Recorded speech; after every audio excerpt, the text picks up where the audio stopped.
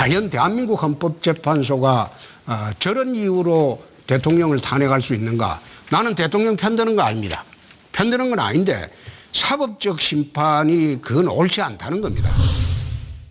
박근혜 전 대통령의 탄핵 과정에 대해서 질문드리겠습니다. 박 전 대통령 탄핵 과정에 대해서 민주주의가 아니라 민중재판이다. 그리고 박 전 대통령이 정치투쟁에서 졌다. 이런 평가도 하시고 했는데요. 박 전 대통령에 대한 탄핵에 대해서 어떻게 규정을 하고 계신지 조금 자세히 설명해 주십시오. 저는 그 탄핵을 정치투쟁으로 봅니다.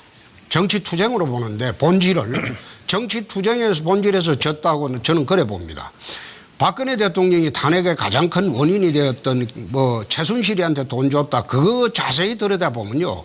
박근혜 대통령이 최순실이한테 돈이 간 것이 아니라 K스포츠하고 미르재단인가 거기에 재벌한테 출연해달라고 요청을 했습니다. 근데 그 재산은 지금 그 재단에 그대로 다 있습니다. 그걸 최순실이가 들어묻거나 한 게 하나도 없어요. 그래서 그는 나 재판 과정에 공정한 재판을 하면 이 무죄라고 봅니다. 그래서 제가 이야기하는 것은 이 탄핵이 발생되는 과정을 보면 지난 공천 때 그 후유증으로 나 출발을 했다고 봅니다. 공천 때 그 당시에 심하게 대립을 이루었던 그 유승민, 그 김무성 그 두 분이 중점이 돼서 탄핵을 하고 뛰쳐나간 것이지. 그래서 탄핵이 이루어졌고 또 헌법재판소 판결도 내가 어제 JTBC에서 자세히 이야기를 했는데 난 그 판결 보면서 참 내 귀를 의심했습니다. 과연 대한민국 헌법재판소가 저런 이유로 대통령을 탄핵할 수 있는가? 나는 대통령 편드는 거 아닙니다. 편드는 건 아닌데 사법적 심판이 그건 옳지 않다는 겁니다. 예를 들어서 청와대에 압수수색을 거부했다. 그걸 탄핵의 사유로 삼습니다. 두 번째, 압수수색 거부할 수 있는 것은 형사소송법에 보면 국가보안시설에 대해서 압수수색은 거부할 수 있습니다.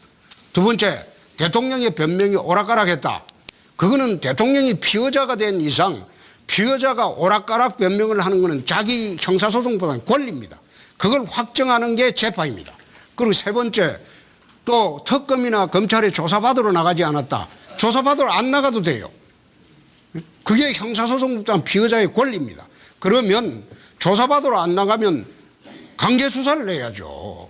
그 절차가 있는데 그 세 가지 이유를 들어가지고 마치 이것이 대통령이 헌법수호 의지가 없는 양 그래 판결하는 것을 보고 저희 헌법재판소 판결이 맞나? 마치 잡범들한테 마지막에 훈계를 하면서 니 왜 거짓말했나? 결론을 내면서 재판 끝나고 난 뒤에 훈계를 하면서 너 실형 가라. 너 반성하고 있으니까 집행유예 가라. 잡범들한테 훈계하면서 재판하는 그 꼴이다 이 말이에요. 그래서 내가 그거는 누차 이야기를 냈습니다. 이거는 헌법재판이 아니다. 민중재판이다. 촛불이 겁이 나니까. 또 문재인 후보가 탄핵이 안 받아들이지만 민중혁명을 하겠다고 했잖아요. 또 뭐라고 했습니까?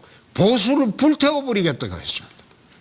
이런 막말을 그 문재인 후보 하는 거 보고 겁이 난 겁니다.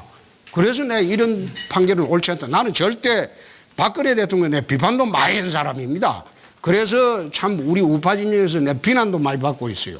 그렇지만은 옳고 그러면 분명히 국민들이 좀 아시고 그렇게 갔으면 좋겠다는 취지에서 내가 그런 이야기를 한 겁니다.